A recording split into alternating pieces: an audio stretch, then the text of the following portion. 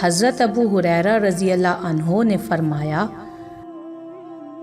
رسول اللہ صلی اللہ علیہ وآلہ وسلم نے فرمایا ہے کہ اللہ تعالیٰ فرماتا ہے، 3 قسم کے لوگ ایسے ہیں کہ جن کا قیامت میں خود مدعی بنوں گا۔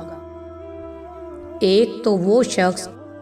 جس نے میرے نام پر عہد کیا اور پھر وعدہ خلافی کی، دوسرا وہ جس نے کسی آزاد آدمی کو بیچ کر اس کی قیمت کھائی، اور تیسرا وہ شخص جس نے کسی کو مزدور کیا، پھر کام تو اس سے پورا لیا لیکن اس کی مزدوری نہ دی۔